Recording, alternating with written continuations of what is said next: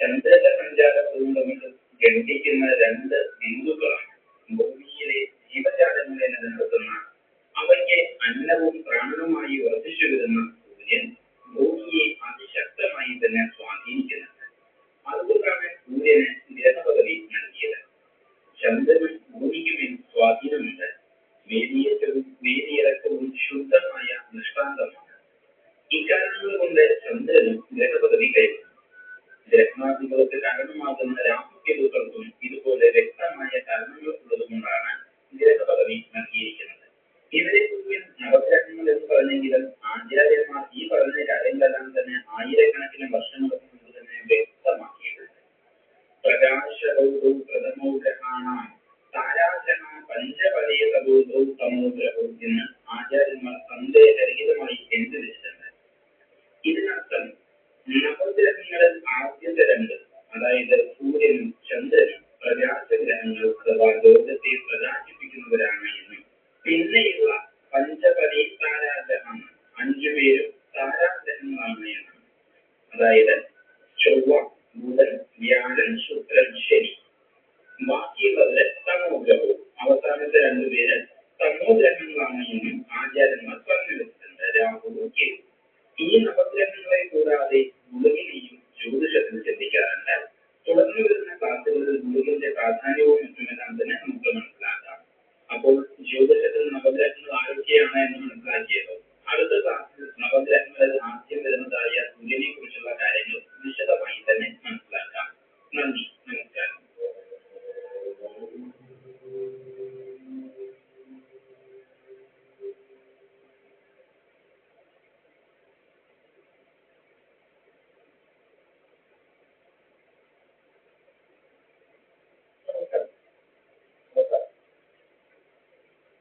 ആർഎസ്എസിന്റെ തന്ത്രമാണ് ബിജെപി വിജയിച്ചത് എന്നാണ് കേരളത്തിലെ മാധ്യമങ്ങൾ പറഞ്ഞുകൊണ്ടിരിക്കുന്നത്. സത്യവുമാണ്. കാരണം ആർഎസ്എസ് എന്ന് പറയുന്ന സംഘടന ബിജെപിയുടെ പുറകിൽ ഇത്രയധികം ശക്തമായി നിൽക്കുന്നത് കൊണ്ട് തന്നെ നരേന്ദ്രമോദിയുടെ ഒരു ആവശ്യം ഇപ്പോൾ ബിജെപിക്ക് ഇല്ലാതെ വന്നിരിക്കുന്നു എന്നുള്ളത് ഒരു പച്ചയായിട്ടുള്ള യാഥാർത്ഥ്യമായി മാറിയിരിക്കുന്നു. പണ്ട് നരേന്ദ്രമോദിയെ ആർഎസ്എസ് അഴിച്ചുവിട്ടപ്പോൾ മോദി പരസ്പരം ശ്രമിക്കുന്നു, മോദി ഹെക്ടിക്കായിട്ടുള്ള വർക്കുകൾ ചെയ്യുന്നു.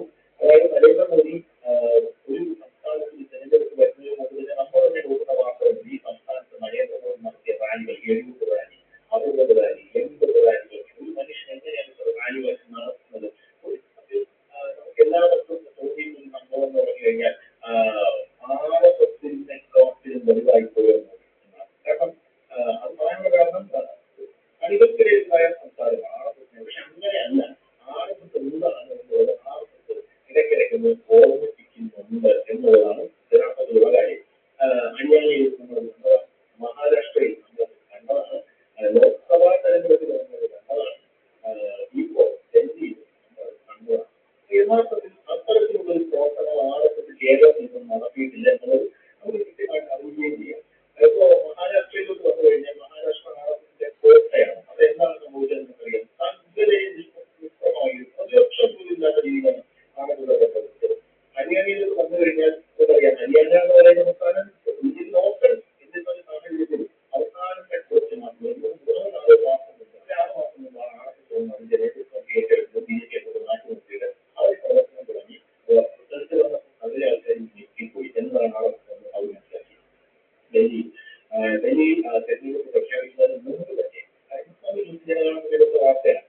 അതായത് ആർഎസ്എസ് അവിടെ എത്തുകയും ആർഎസ്എസ് എനിക്ക് തോന്നുന്നു ആയിരക്കണക്കിന് വിങ്ങുകൾ രൂപീകരിക്കുകയും 25 വിങ്ങിനെ അതിന്റെ തലപ്പത്ത് വയ്ക്കുകയും 25 വിങ്ങിന്റെ കീഴിൽ പല പല വിങ്ങുകളായിരിക്കുകയും ജനങ്ങളുടെ വീട്ടിൽ നേരിട്ട് നിന്ന് സംസാരിച്ച് പ്രവർത്തനം നടത്തും. ഓരോ ജനങ്ങളെയും കണ്ടുപിടിക്കണം എന്നാണ് ആർഎസ്എസിന്റെ നിർദ്ദേശം ഉണ്ടായിരുന്നത്. അങ്ങനെ വീട് വീടാന്തരം കയറി ഇറങ്ങി അങ്ങനെയല്ല ആർഎസ്എസിന്റെ പ്രവർത്തനം.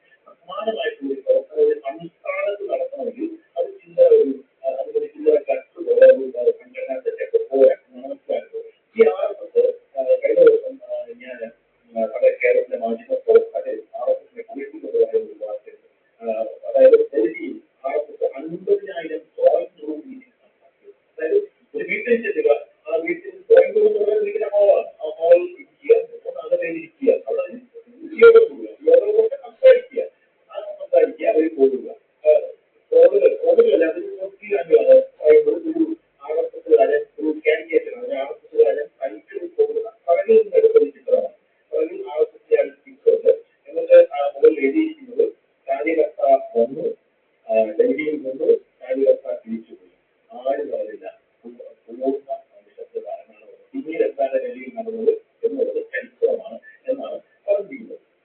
അപ്പൊ ഈ സാഹചര്യത്തിൽ ഇനി ആർക്കൊക്കെ നീങ്ങാൻ പോകുന്നത് ബംഗാളിലേക്കാണ് ഇത്രയൊക്കെ ആർക്കും ചെയ്യാമെങ്കിൽ ബംഗാളിൽ പോയി അവർ പ്രവർത്തിച്ചു കഴിഞ്ഞാൽ അവർക്ക് വേണമെന്നുണ്ടെങ്കിൽ പ്രവർത്തിച്ചു കഴിഞ്ഞാൽ ബംഗാളിൽ മമതാ ബാനർജിയുടെ ഭരണം ഇഷ്ടം പോലെ ചെയ്യാൻ അവർക്ക് സാധിക്കുമെന്നാണ് പല ആൾക്കാരും വിശ്വസിക്കുന്നത്.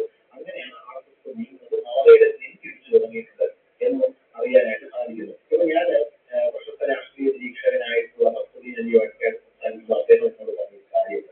അദ്ദേഹം പറഞ്ഞ ദർശനം അറിയാം BJP എന്തുകൊണ്ടാണ് അധികാരത്തിൽ എത്തിയത് അറിയാം. അത് മോദിയുടെ കഴിവൊന്നുമില്ല അങ്ങനെ പറയുന്നത്. യഥാർത്ഥത്തിൽ നമ്മുടെ താജ് ഹോട്ടൽ ആക്രമണം, ഭീകരാക്രമണം ഉണ്ടായിരുന്നു. ആ ഭീകരാക്രമണം ഉണ്ടായപ്പോൾ അത് ഭീകരവാദി വന്നത് ഹിന്ദുവായിട്ടാണ്, കൈ കെട്ടി ഹിന്ദുവായിട്ടാണ് ഭീകരവാദി വന്നത്.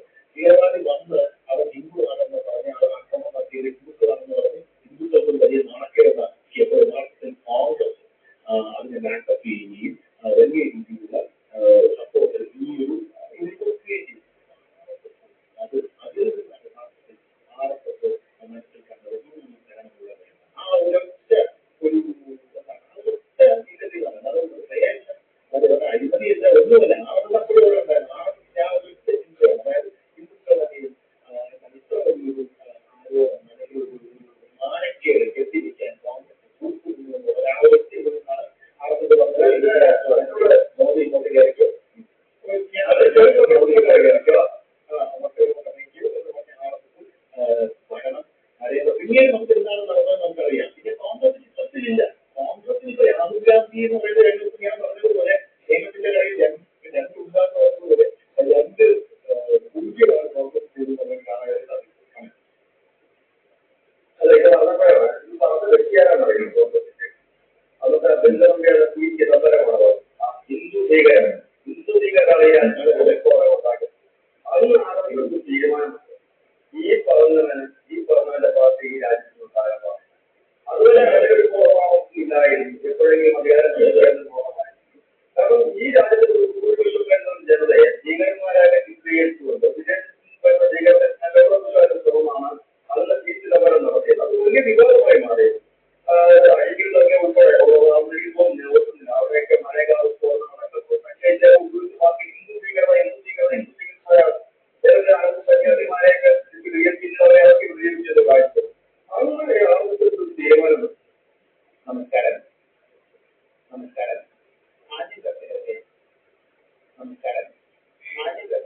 കേരള ദിവസത്തിലേക്ക് സ്വാഗതം.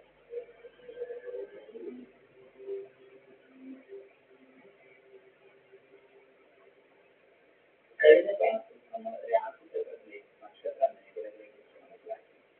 ഇന്ന് രാഷ്ട്രീയത്തിൽ